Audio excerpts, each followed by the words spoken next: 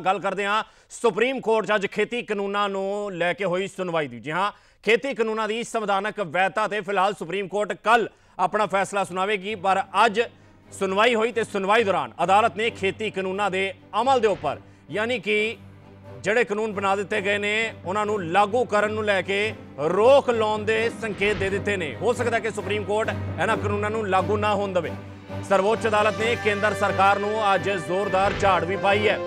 Supreme court ਵੱਲੋਂ ਕਿਹਾ ਗਿਆ ਹੈ ਕਿ ਹਾਲਾਤ ਸੰਭਾਲਣ ਦੇ ਵਿੱਚ ਸਰਕਾਰ ਨਾਕਾਮ ਸਾਬਤ ਹੋਈ ਹੈ। ਜੀ ਹਾਂ, ਝਾੜ ਪਾਈ ਗਈ ਹੈ ਕੇਂਦਰ ਸਰਕਾਰ ਨੂੰ। ਇਸ ਦੇ ਨਾਲ ਹੀ ਗੱਲਬਾਤ ਕਰਨ ਦੇ ਲਈ ਕਮੇਟੀ ਬਣਾਉਣ ਦਾ ਸੁਝਾਅ ਵੀ ਸੁਪਰੀਮ ਕੋਰਟ ਵੱਲੋਂ ਦਿੱਤਾ ਗਿਆ।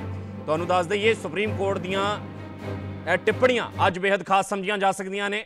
विस्तार नाल तुहानूं समझाने खेती कानूनों ते अज सुप्रीम कोर्ट की टिप्पणियां खेती कानूनों ते सुप्रीम कोर्ट दियां की कुछ अज खास टिप्पणियां रहियां वो तुहानूं विस्तार नाल समझाने। सुप्रीम कोर्ट वालों कहा गया है कि कानूनों नूं हर कीमत ते लागू करवाउण दा कारण साडी समझ तो ही परे है।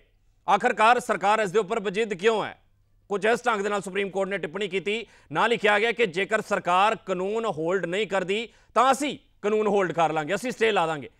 कानूनों ते रोक ला के गलबात दे लई माहरां दी कमेटी बनाउण दे संकेत भी सुप्रीम कोर्ट वल्लों दिते गए है।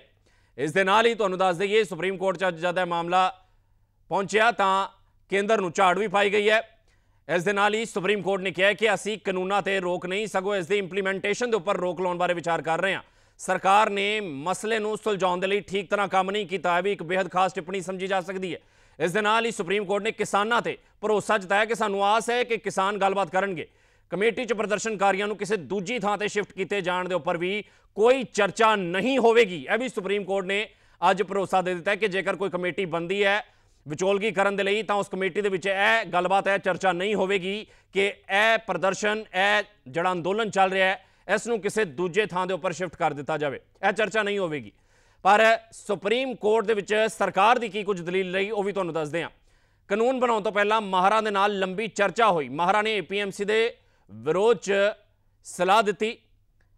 यह किया गया सरकार वालों तीनों खेती कानूनों के गैर संविधानक होने का एक भी संकेत नहीं है, यह भी दलील दी गई है सरकार वालों।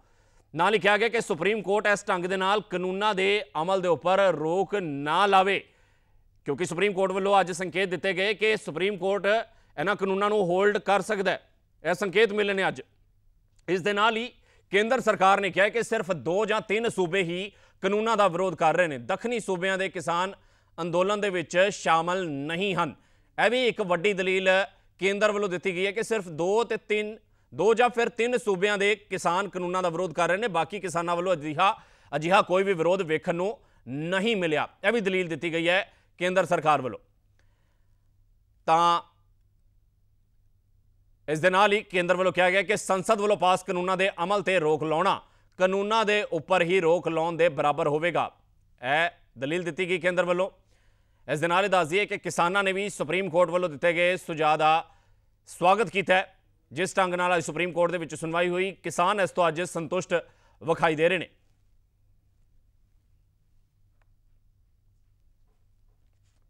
केस के शुरुआत में साफ तौर पर केंद्र सरकार को डांटते हुए कहा कि इस तरह से इतने दिन हो गए हैं, पिछली डेट 17 दिसंबर से आज 11 दिसंबर हो गई, तब से अब तक इतनी पिटीशन हो चुकी हैं, इतना टाइम लग चुका है, इतने किसान मर चुके हैं, कुछ तो सुसाइड कर चुके हैं, बारिश हो चुकी है, मौसम कितना ठंडा है, इन सब बातों के बावजूद भी वार्ताएं चल रही हैं, डायलॉग चल रहे हैं, 8 बार वार्ताएं हो चुकी, सफल क्यों नहीं हो रहे? क्यों नहीं आपकी वार्ताएं सिरे चढ़ रही? क्यों नहीं आप वार्ताओं में पूरा कर पा रहे हैं? इस तरह से उन्होंने केंद्र सरकार के लिए कहा और उन्होंने ये भी कहा कि हम इन कानूनों पर रोक लगाने के ऑर्डर पास करने जा रहे हैं, ऑर्डर पास करेंगे जिससे रोक लगाई जा सके। और उन्होंने हम लोगों के माध्यम से पिटीशन के माध्यम हम लोगों से भी कहा कि आप चीफ जस्टिस ऑफ इंडिया की तरफ से ये बात कहिए, धरना स्थल पर प्रदर्शन पर जो महिलाएं हैं, वृद्ध महिलाएं हैं, बुजुर्ग हैं, वृद्ध लोग हैं, बीमार लोग हैं, वो यहाँ ना धरना स्थल पर ना बैठें, घरों में बैठें, क्योंकि जिससे मौतों की संख्या बढ़ रही। जब मैंने ये कहा कि 65 मौतें हो चुकी हैं,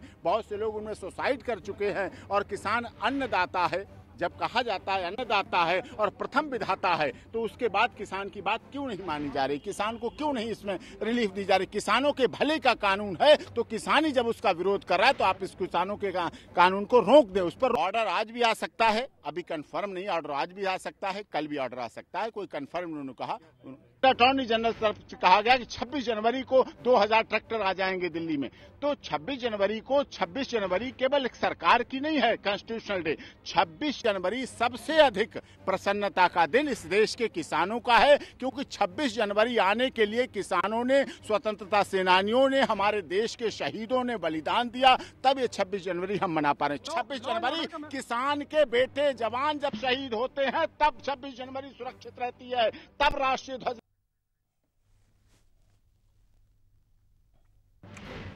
ਤਾਂ ਖੇਤੀ ਕਾਨੂੰਨਾਂ ਦੀ ਸੰਵਿਧਾਨਕ ਵੈਧਤਾ ਤੇ ਸੁਪਰੀਮ ਕੋਰਟ ਵੱਲੋਂ ਕੱਲ ਫੈਸਲਾ ਸੁਣਾਇਆ ਜਾ ਸਕਦਾ ਹੈ। ਹੋ ਸਕਦਾ ਹੈ ਕਿ ਸੁਪਰੀਮ ਕੋਰਟ ਇਹਨਾਂ ਕਾਨੂੰਨਾਂ ਦੇ ਅਮਲ ਦੇ ਉੱਪਰ ਰੋਕ ਲਗਾ ਦੇ।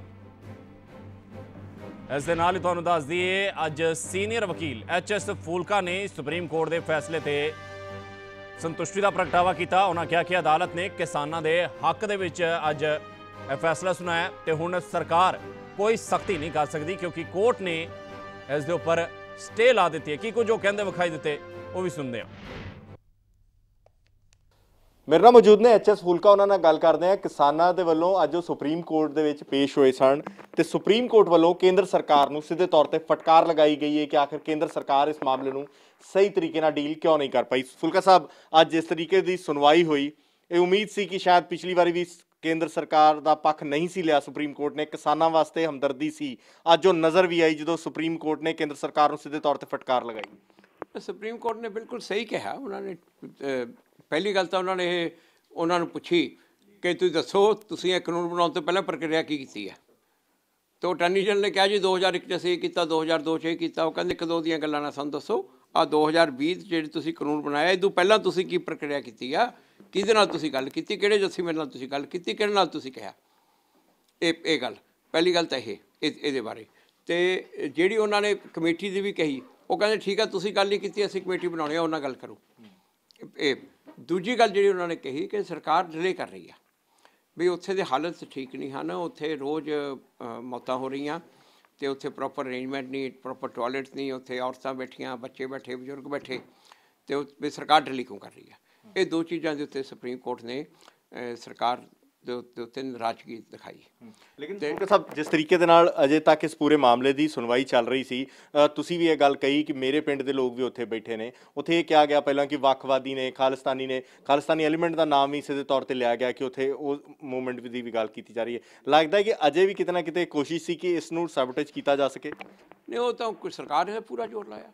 ਸਰਕਾਰ ਨੂੰ ਐਡੇ ਵਕੀਲ ਇਕੱਠੇ ਕੀਤੇ ਜੀ, ਹਰੀ ਸਾਲਵੇ ਲੰਡਨ ਤੋਂ ਆ ਰਿਹਾ, ਅਟਾਰਨੀ ਜਨਰਲ ਆ, ਅਤੇ ਇਹ ਜਿਹੜਾ ਸੋਲਿਸਿਟਰ ਜਨਰਲ ਉਹ ਅਪੀਅਰ ਹੋ ਰਹੇ ਆ, ਦੋ ਤਿੰਨ ਹੋਰ ਸੀਨੀਅਰ ਵਕੀਲ, ਪੂਰਾ ਜ਼ੋਰ ਸੀ ਸਰਕਾਰ ਦਾ। ਤਾਂ ਅੱਜ ਫਿਰ ਦੂਜੀ ਗੱਲ ਜਿਹੜੀ ਅੱਜ ਨਵੀਂ ਗੱਲ ਸੀ ਕਿ ਉੱਥੇ ਕਈ ਜਥੇਬੰਦੀਆਂ ਤੋਂ ਇਹਨਾਂ ਨੇ ਐਪਲੀਕੇਸ਼ਨਾਂ ਫਾਈਲ ਕਰਾਈਆਂ, ਜਿਹੜੇ ਕਿ ਕਹਿੰਦੇ ਆ ਜਿਸ ਤੱਕ ਕਾਨੂੰਨਾਂ ਦੇ ਹੱਕ 'ਚ ਆ। ਉਹਨਾਂ ਵੱਲੋਂ ਵੀ ਸੀਨੀਅਰ ਐਡਵੋਕੇਟ ਪੇਸ਼ ਹੋ ਰਿਹਾ, ਪੂਰੀ ਦੇ ਪੂਰਾ ਜ਼ੋਰ ਲੱਗਿਆ ਵਾ ਸੀ। ਅਤੇ ਅਸੀਂ ਜਿਹੜੀਆਂ ਇਹ 8 ਜਥੇਬੰਦੀਆਂ ਨੂੰ ਇਹਨਾਂ ਨੇ ਪਾਰਟੀ ਬਣਾਇਆ ਸੀ ਪਿਛਲੀ ਵਾਰੀ, ਉਹ 8 ਵੱਲੋਂ ਸਾਡਾ 4 ਦਾ ਪੈਨਲ ਹੋ ਰਿਹਾ ਸੀ। ਇੱਕ ਦੁਸ਼ਾਂਤ ਦਵੇ ਸੁਪਰੀਮ ਕੋਰਟ ਦੇ ਬਾਰ ਦੇ ਪ੍ਰਧਾਨ ਨੇ, ਉਹ ਸਾਡੀ ਟੀਮ ਨੂੰ ਲੀਡ ਕਰ ਰਹੇ ਸੀ। ਕੋਲਿਨ ਗੋਨਸਾਲਵਸ ਸੀਨੀਅਰ ਐਡਵੋਕੇਟ ਆ, ਬੜੇ ਟੌਪ ਦੇ, ਪ੍ਰਸ਼ਾਂਤ ਭੂਸ਼ਣ ਵੀ, ਅਤੇ ਮੈਂ, ਅਸੀਂ ਚਾਰੋਂ ਸੀਗੇ। ਤਾਂ ਇਹ ਸਰਕਾਰ ਦੇ ਤਾਂ ਪੂਰਾ ਅੱਜ ਵਾਹ ਸੀ, ਅਤੇ ਪਰ ਉਹ ਸਰਕਾਰ ਦੀ ਵਾਹ ਚੱਲੀ ਨਹੀਂ, ਕਿਉਂਕਿ ਕੋਰਟ ਇਹ ਗੱਲ ਨੂੰ ਸਮਝਦੀ ਸੀ, ਕੋਰਟ ਨੇ ਸਮਝਿਆ। ਅਤੇ ਕਿਉਂਕਿ ਉਹ ਜਦੋਂ ਉਹਨਾਂ ਨੇ ਕਿਹਾ ਕਿ ਜੀ 26 ਜਨਵਰੀ ਨੂੰ ਇਹ ਅੰਦਰ ਆ ਰਿਹਾ, ਸਟੇ ਲਾਓ, ਉਹਨਾਂ ਨੇ ਕਿਹਾ ਐਪਲੀਕੇਸ਼ਨ ਫਾਈਲ ਕਰੋ, ਫਿਰ ਦੇਖਾਂਗੇ, ਅਸੀਂ ਕੁਛ ਨਹੀਂ ਕਰਦੇ। ਫਿਰ ਉਹਨਾਂ ਨੇ ਕਿਹਾ ਜੀ, ਉਹਨਾਂ ਨੇ ਕੋਰਟ ਨੇ ਸਿੱਧਾ ਕਿਹਾ ਸੀ ਇਹਨਾਂ ਨੂੰ ਸਟੇ ਕਰ ਰਹੇ ਹਾਂ, ਇਹਨਾਂ ਕੋਲੋਂ ਸਟੇ ਕਰ ਰਹੇ ਹਾਂ। ਸਰਕਾਰ ਨੇ ਕਿਹਾ ਜੇ ਸਟੇ ਕਰ ਰਹੇ ਹਾਂ ਕਿ ਇਹਨਾਂ ਨੂੰ ਕੋਈ ਧਰਨਾ ਚੁੱਕੋ। ਉਹ ਕਹਿੰਦੇ ਨਾ, ਅਸੀਂ ਧਰਨਾ ਚੁੱਕਣ ਨੂੰ ਨਹੀਂ ਕਹਿੰਦੇ। ਸੁਪਰੀਮ ਕੋਰਟ ਨੇ ਸਾਫ਼ ਤੌਰ 'ਤੇ ਅਜੇ ਗੱਲ ਕਹੀ, ਸਾਫ਼ ਤੌਰ 'ਤੇ ਮਨਾ ਕਰਤਾ, ਧਰਨਾ ਚੁੱਕਣ ਨੂੰ ਨਹੀਂ ਕਰੇ। ਅਤੇ ਉਹਨਾਂ ਨੇ ਕਿਹਾ ਜੀ ਜਿਹੜਾ ਪਿੱਛੇ ਤੁਹਾਡਾ ਆਰਡਰ ਆ ਕੇ ਤੁਸੀਂ ਵਾਇਲੈਂਸ ਨਹੀਂ ਵਰਤੋਗੇ, ਉਹ ਕਹਿੰਦੇ ਆਰਡਰ ਸਟੇ ਕਰ ਰਿਹਾ, ਉਹ ਆਰਡਰ ਕਰ ਰਿਹਾ, ਤੁਸੀਂ ਵਾਇਲੈਂਸ ਨਹੀਂ ਵਰਤੋਗੇ, ਮਤਲਬ ਕਿ ਨਾ ਇਹ ਕਰਨਗੇ ਨਾ ਤੁਸੀਂ ਕਰੋਗੇ। ਉਹਨਾਂ ਨੇ ਕਿਹਾ ਇਹ ਗੱਲ। ਅਤੇ ਫਿਰ ਜਦੋਂ ਉਹ ਗੱਲ ਹੋਈ, ਉਹ ਕਹਿੰਦੇ ਜੀ ਇਹਨਾਂ ਨੂੰ ਕਹੋ ਜੀ ਉੱਥੋਂ ਕਿਸੇ ਹੋਰ ਜਗ੍ਹਾ 'ਤੇ ਚਲੇ ਜਾਣ। ਉਹ ਕਹਿੰਦੇ ਅਸੀਂ ਉਹ ਪੁੱਛ ਲੈਂਦੇ ਹਾਂ। ਉਹਨਾਂ ਸਾਨੂੰ ਪੁੱਛਿਆ, ਅਸੀਂ ਕਿਹਾ ਬਿਲਕੁਲ ਠੀਕ ਆ ਜੀ, ਅਸੀਂ ਤਾਂ ਜਾ ਹੀ ਰਾਮਲੀਲਾ ਗਰਾਊਂਡ 'ਤੇ ਰਹੇ ਸੀ, ਤੁਸੀਂ ਆਪ ਰੋਕੀ ਬੈਠੇ ਹੋ। ਰਾਮਲੀਲਾ ਗਰਾਊਂਡ ਜਿਹੜਾ ਹੈ ਉਹ ਉੱਥੇ ਲੱਖਾਂ ਦੇ ਇਕੱਠਾਂ ਦੇ ਪ੍ਰੋਟੈਸਟ ਹੁੰਦੇ ਆ।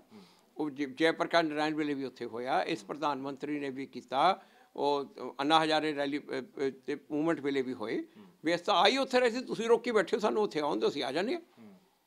ਅਤੇ ਉੱਥੇ ਸਰਕਾਰ ਭੱਜ ਗਈ ਇੱਕਦਮ, ਉਹ ਨਹੀਂ ਮੰਨੇ। ਤੁਹਾਨੂੰ ਉਮੀਦ ਹੈਗੀ ਹੈ ਕਿ ਜੋ ਡਿਟੇਲ ਆਰਡਰ ਆਏਗਾ ਉਹਦੇ ਤੁਹਾਡੇ ਹੱਕ 'ਚ ਹੋਏਗਾ? ਨਹੀਂ, ਆਰਡਰ ਦੇ ਵਿੱਚ ਦੋ ਚੀਜ਼ਾਂ ਤਾਂ ਉਹਨੇ ਕਹਿ ਦਿੱਤੀਆਂ, ਹੱਕ ਵਾਲੀਆਂ ਕਹੀਆਂ ਹੀ ਆ। ਹਾਂਜੀ, ਬਿਲਕੁਲ। ਇਹ ਸਾਡੇ ਨਾਲ ਐਚਐਸ ਫੂਲਕਾ ਸਨ, ਜੋ ਕਿ ਕਹਿ ਰਹੇ ਨੇ ਕਿ ਅੱਜ ਦੀ ਜੋ ਸੁਣਵਾਈ ਸੀ ਉਸ ਤੋਂ ਅਸੀਂ ਸੰਤੁਸ਼ਟ ਹਾਂ। ਹੁਣ ਅੱਗੇ ਦੇਖਣਾ ਹੋਏਗਾ ਕਿ ਸੁਪਰੀਮ ਕੋਰਟ ਇਸ ਤੇ ਕੀ ਰੁਖ ਅਖਤਿਆਰ ਕਰਦਾ ਹੈ। ਕੈਮਰਾਮੈਨ ਰਾਮ ਦੇ ਨਾਲ ਹਰਪ੍ਰੀਤ ਸਿੰਘ, ਪੀਟੀਸੀ ਨਿਊਜ਼।